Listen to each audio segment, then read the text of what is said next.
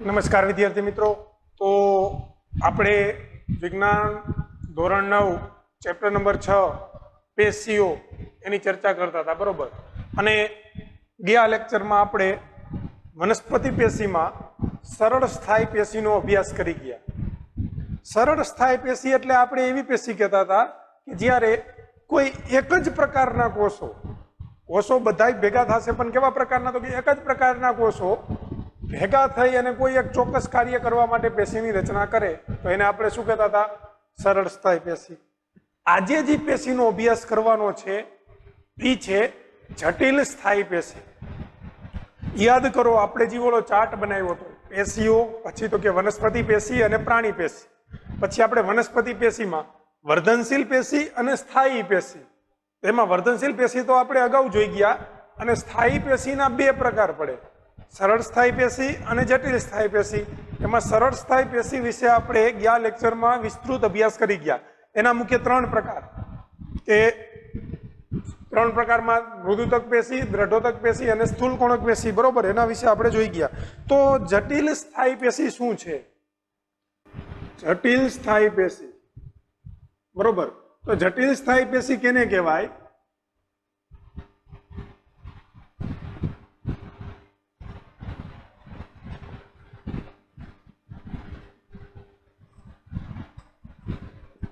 તો જટિલ સ્થાયી પેશી એટલે શું? તો કે એક કરતા વધારે પ્રકારના કોષો એક સાથે મળી અને કોઈ કાર્ય કરે અથવા તો કોઈ પેશીની રચના કરે તો એને શું કહેવાય? તો કે જટિલ સ્થાયી પેશી।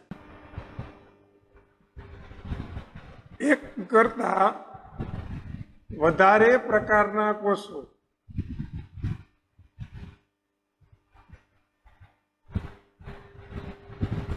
એક સાથે મળીને કોઈ ચોક્કસ કાર્ય કરવા માટે જે પેશીની રચના કરે તેને જટિલ સ્થાયી પેશી કહે છે। એક કરતા વધારે પ્રકારના કોષો એક સાથે મળીને કોઈ ચોક્કસ કાર્ય કરવા માટે જે પેશીની રચના કરે। યાદ કરો, આપણે સ્થાયી પેશી ભણતા હતા ત્યારે કેવા હતા? તો કે ત્યારે એક કરતા વધારે કોષો તો ભેગા થતા હતા, પણ બધા જનો પ્રકાર કેવો હતો? સરખો હતો। અહીંયા શું થશે? તો કે એક કરતા વધારે પ્રકારના કોષો, જુદા જુદા પ્રકારના કોષો એક સાથે મળશે અને કોઈ એક ચોક્કસ કાર્ય કરશે, તો અને જે પેશીની રચના થાય એને આપણે શું કહેશું? જટિલ સ્થાયી પેશી। આ જટિલ સ્થાયી પેશી છે ને, આ જટિલ સ્થાયી પેશીને વાહક પેશી તરીકે પણ ઓળખવામાં આવે છે। એટલે કે જટિલ સ્થાયી પેશીને વાહક પેશી તરીકે પણ ઓળખવામાં આવે છે।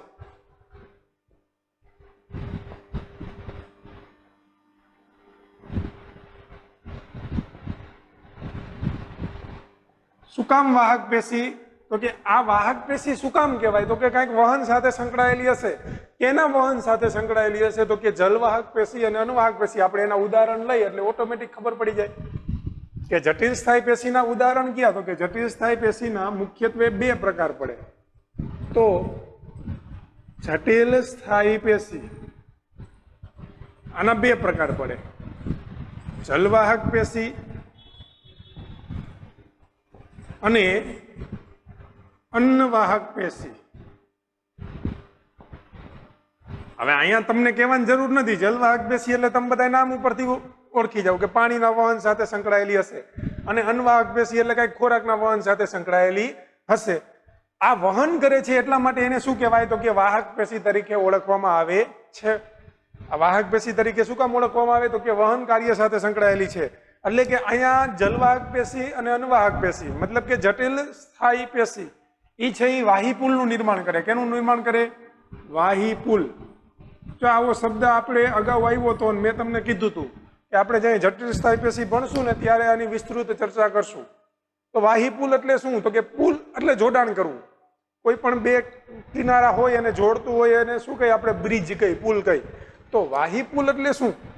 વનસ્પતિના અલગ અલગ અંગોને જોડે છે કોઈ ચોક્કસ કાર્યને અનુલક્ષીને, બરોબર? એટલે એને શું કહેવાય? તો કે વાહીપુલ તરીકે ઓળખવામાં આવે। એ ફરીથી આપણે મેન મુદ્દા ઉપર આવી જાય તો કે જલવાહક જટિલ સ્થાયી પેશીના બે પ્રકાર, જલવાહક પેશી અને અનવાહક પેશી. પાણીના વહન સાથે સંકળાયેલી છે એને શું કહીએ આપણે? જલવાહક પેશી. અને જે પેશી ખોરાકના વહન સાથે સંકળાયેલી છે એને શું કહીએ તો કે અનવાહક પેશી. હવે આ અનવાહક અને જલવાહકની આપણે માહિતી મેળવી, પણ એના પહેલા તો કે જલવાહક અને અનવાહકની બહુ સંક્ષિપ્ત ટૂંકમાં માહિતી આપેલી છે, બરોબર. બહુ વિસ્તૃત અભ્યાસ તમે ધોરણ 11 સાયન્સમાં કરશો, પણ અત્યારે સામાન્ય માહિતી છે મેળવી લઈ, બરોબર, જેથી કરીને પ્રાથમિક ખ્યાલ આપણો પાકો થાય. તો જલવાહક પેશી કેને કહેવાય? તો જલવાહક પેશીમાં ચાલો જલવાહક પેશી જોઈએ. તો જલવાહક પેશી શું કરે? તો કે જલવાહક પેશી પાણીનું વહન કરે. હવે તમને પાણીનું વહન કરે એટલે તમને એટલી ખબર પડે કે વનસ્પતિમાં પાણીનું શોષણ ક્યાં થાય છે? મૂળ દ્વારા થાય છે, જમીનમાંથી. તો એ જમીન મૂળથી લઈ અને પર્ણ સુધી, એટલે કે આ પેશી છે એ અધો દિશામાં કાર્ય કરશે. ગુરુત્વાકર્ષણ બળની દિશા કઈ હોય? તો કે આમ નીચે માર્કર મૂકું તો આમ નીચે બાજુ જાય, બરોબર. ગુરુત્વાકર્ષણ બળની દિશા, પણ ગુરુત્વાકર્ષણ બળની વિરુદ્ધ દિશામાં આ પેશી કાર્ય કરશે. એટલે કે મૂળ પહેલા તો એનું હાર્દ સમજી તો ખબર પડે કે પાણીનું વહન કેલ બાજુ થતું હોય તો કે મૂળથી લઈ અને પર્ણ સુધી. પણ પેલા જલવાહક પેશી કહેવાય કે નહીં? તો કે જલવાહક પેશી એટલે વનસ્પતિમાં પાણી તેમજ ખનિજ દ્રવ્યનું મૂળથી પર્ણ સુધી વહન કરતી પેશીને શું કહેવાય? તો કે જલવાહક પેશી કહેવાય. એટલે કે વનસ્પતિમાં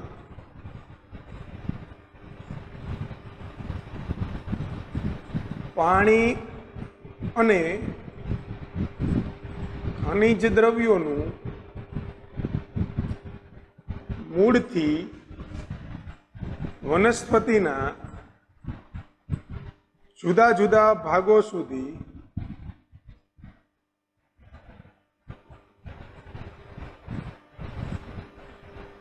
વહન કરતી પેશીને જલવાહક પેશી કહે છે. મૂળથી લઈ અને વનસ્પતિના જુદા જુદા ભાગો સુધી, બરોબર, વહન કરતી પેશીને શું કહેવાય? તો કે જલવાહક પેશી કહે છે. જલવાહક પેશીના ઘટકો ક્યાં ક્યાં? જલવાહક પેશીના ઘટકો એટલે કે એમાં કોણ કોણ આવેલું છે? તો કે જલવાહક પેશીમાં જલવાહિની, બીજું તો કે જલવાહિનીકી, ત્રીજું જલવાહક મૃદુતક. અહીંયા તમને આકૃતિ દર્શાવેલી છે જો જલવાહિની, જલવાહિનીકી, આ જલવાહિની અને જલવાહક મૃદુતક. અને ચોથું જલવાહક તંતુ. જલવાહક તંતુ રેડી. જલવાહક તંતુનો કંઈક આકાર કંઈક આવો હોય.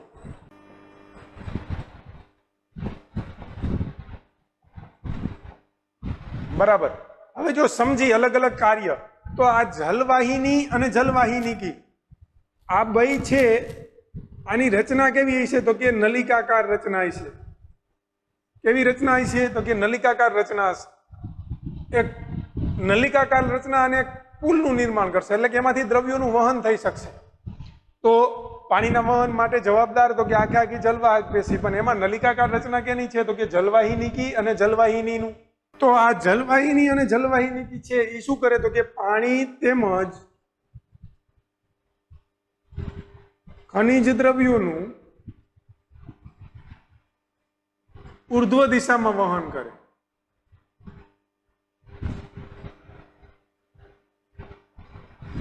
શું કરે? પાણી અને ખનિજ દ્રવ્યોનું ઉર્ધ્વ દિશામાં, ગુરુત્વાકર્ષણ બળની વિરુદ્ધ દિશામાં વહન કરે, ઉર્ધ્વ દિશામાં. જ્યારે આ જલવાહક મૃદુતક છે આ શું કરશે? તો કે જલવાહક મૃદુતક છે એ પાર્શ્વ કિનારી બાજુ વહન કરે. પાર્શ્વ કિનારી બાજુ એટલે શું? તો કે બાજુમાં, બાજુમાં વહન કોણ કરશે? તો કે જલવાહક મૃદુતક. તો જલવાહક મૃદુતક એક કેવું છે? તો કે આ એક જીવંત ઘટક છે. કેવું છે? જીવંત ઘટક. જલવાહક પેશીનો એકમાત્ર જીવંત ઘટક કોણ છે? જલવાહક મૃદુતક. એટલે કે અહીંયા હું લખી શકું કે એકમાત્ર જીવંત ઘટક છે રેડી? અને શું કરશે તો કે પાણી તેમજ ખનિજ ક્ષારોનું પાર્શ્વ કિનારી બાજુ વહન કરે.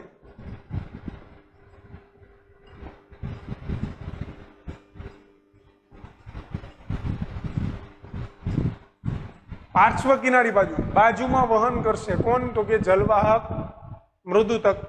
બરોબર. અને જલવાહક તંતુ આ દ્રઢોતક પેશીનું બનેલું હોય. કેનું હોય? દ્રઢોતક. આ શું કરે તો કે આ માત્ર ને માત્ર જલવાહક પેશીને આધાર આપવાનું કામ કરે. શું કરે? આધાર આપવાનું કામ કરે.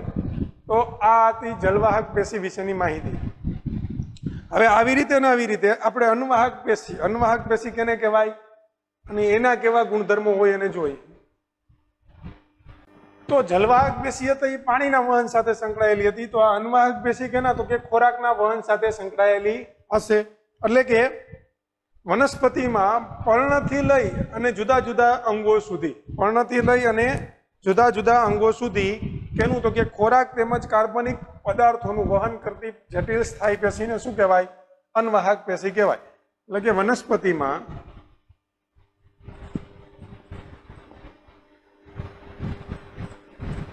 પર્ણથી જુદા જુદા અંગો સુધી ખોરાક તેમજ કાર્બનિક દ્રવ્યોનું વહન કરતી જટિલ સ્થાયી પેશીને શું કહેવાય? તો કે અન્વાહક પેશી તરીકે ઓળખવામાં આવે છે.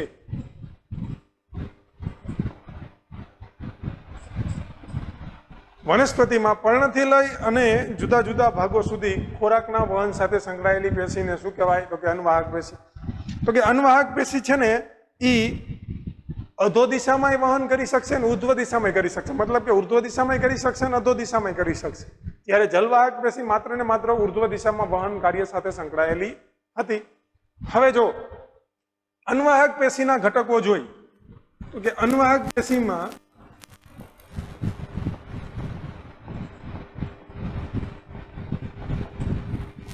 અન્વાહક પેશીના ઘટકો જોઈ તો પહેલા તો કે ચાલની નલિકા,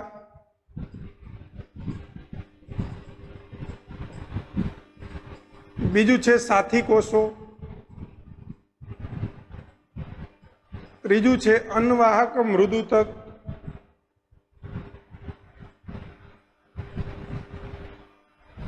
ચોથું છે અન્વાહક તંતુ. અન્વાહક તંતુ. આ અન્વાહક તંતુ કોની જેમ જ આ એક કેવું છે તો કે દ્રઢોતક છે. એટલે કે મૃત પેશી છે, માત્ર ને માત્ર આધાર આપવાનું કામ કરે છે. બીજું વાત કરું તો કે ચાલની નલિકા. ચાલની નલિકા એટલે આપણે જેમ જલવાહિની અને જલવાહિનીકીમાં જોયું હતું કે નલિકાકાર રચના છે, એમાં ચાલની નલિકા પણ કેવી છે તો કે નલિકાકાર રચના છે. અહીંયા તમને દેખાય પણ છે, જો આ ચાલની નલિકા છે. કેવી રચના છે તો કે નલિકાકાર રચના છે, જોયું. અને એની અંદર ચાલની પટ્ટિકા, એક છિદ્રિષ્ટ રચના આવેલી હોય ચાલની પટ્ટિકા, કે જેમાંથી શું થાય તો કે ખોરાકનું વહન થાય. તો આ ચાલની નલિકા શું છે તો કે એક છિદ્રિષ્ટ કોષ દિવાલવાળી રચના છે. બરોબર, નલિકાકાર રચના છે કે જેના દ્વારા શું થશે તો કે ખોરાકનું વિવિધ અંગો સુધી વહન થશે. હવે આમાં કોષ કેન્દ્રવિહીન જીવંત રસ આવેલો છે. શું કહે છે? કોષ કેન્દ્રવિહીન જીવંત કોષરસ ધરાવતી રચના છે. એટલે કે આ ચાલની નલિકા છે એ કેવી છે તો કે કોષ કેન્દ્રવિહીન જીવંત કોષરસ ધરાવતી રચના છે. એના સિવાય કે અન્વાહક તંતુ, તો કે અન્વાહક તંતુ શું તો કે ખાલી આધાર આપવાનું કામ કરે. એટલે કે કેવી તો કે દ્રઢોતક જે પેશી જેવું કાર્ય કરે. એટલે માત્ર ને માત્ર શું આપશે તો કે અન્વાહક પેશીને આધાર આપશે. અને બીજું કે આ અન્વાહક પેશી છે એ મેં તમને કીધું એમ કે માત્ર એક બાજુના વહન સાથે સંકળાયેલી નથી, પણ બંને બાજુ પદાર્થોનું વહન કરી શકે છે. બરોબર, તો આ અન્વાહક પેશી વિશેની માહિતી હતી, બરોબર. અન્વાહક પેશી છે એ બંને દિશામાં ખોરાકનું વહન કરી શકે, આ એક એનો અને જલવાહક પેશીનો મુખ્ય તફાવત કહેવાય. જલવાહક પેશી છે એ પાણીના વહન સાથે સંકળાયેલી છે, અન્વાહક પેશી ખોરાકના વહન સાથે સંકળાયેલી છે, બરોબર. અને જલવાહક પેશી છે એ માત્ર ને માત્ર ઉર્ધ્વ દિશામાં વહન કરી શકશે, જ્યારે અન્વાહક પેશી છે એ ઉર્ધ્વ દિશા અને અધો દિશા બંને તરફ વહન કાર્ય કરી શકે છે. હવે એના પછી તો કે અમુક પ્રશ્નો છે, સ્વાધ્યાયના પ્રશ્નો, જેનું આપણે સોલ્યુશન લઈ આવવાનો પ્રયત્ન કરી. તો એમાં પહેલો છે કે સરળ સ્થાયી પેશીના કેટલા પ્રકારો છે, બરોબર. તો કે સરળ સ્થાયી પેશીના કેટલા પ્રકારો છે, તો કે આપણે હમણાં ગયા લેક્ચરમાં ભણી ગયા 3 પ્રકારો છે, મૃદુતક, દ્રઢોતક અને સ્થૂલ કોણક. મૃદુતક પેશી, દ્રઢોતક પેશી, સ્થૂલ કોણક પેશી, તો આ 3 પ્રકારમાં વિભાજિત કરેલી હતી. તો તમને પૂછે સરળ સ્થાયી પેશીના કેટલા પ્રકારો છે, તો આ 3 પ્રકારો, બરોબર. એમાંથી કોઈ એક પ્રકાર તમને સમજાવવાનો કીએ તો એમાં એ પ્રશ્ન 2 અથવા તો 3 માર્કનો બને. ચાલો એના પછી અગ્રસ્ત વર્ધનશીલ પેશી શેમાં મળી આવે છે? અગ્રસ્ત વર્ધનશીલ પેશી ક્યાં મળી આવે છે? તમે બધાય કહી શકો કે અગ્રસ્ત વર્ધનશીલ પેશી છે એ શું કરે, તો કે એ કોષ વિભાજનનું કાર્ય કરે, એટલે કે વનસ્પતિની વૃદ્ધિ સાથે સંકળાયેલી પેશી છે. તો એ ક્યાં આવેલી હોય, તો કે પ્રકાંડની ટોચ ઉપર કાં તો મૂળની ટોચ ઉપર.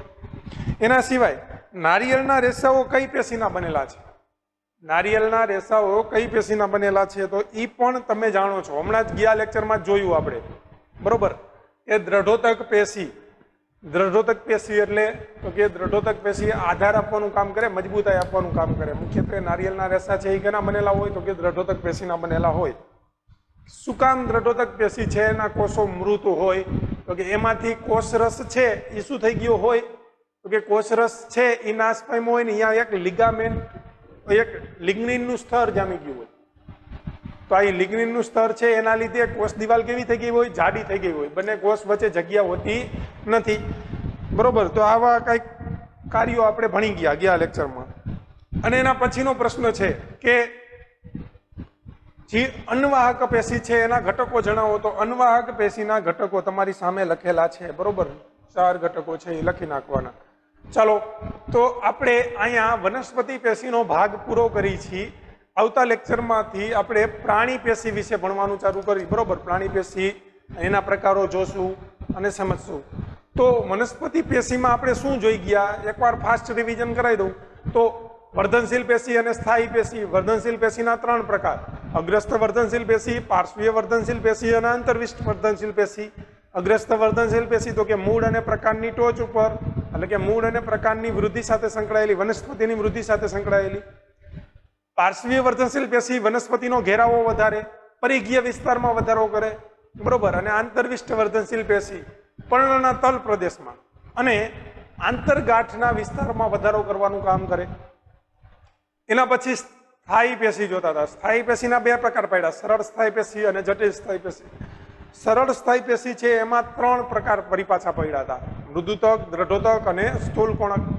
અને જટિલ સ્થાયી પેશીના આજે 2 પ્રકાર પડ્યા, અન્વાહક પેશી અને જલવાહક પેશી. પાણીના વહન સાથે સંકળાયેલી પેશીને જલવાહક અને ખોરાકના વહન સાથે સંકળાયેલી પેશીને શું કહેવાય, તો કે અન્વાહક પેશી કહેવાય. તો અહીંયા સુધી રાખીએ. આવતા લેક્ચરમાં મળીએ આપણે પ્રાણી પેશીના એક નવા ટોપિક સાથે.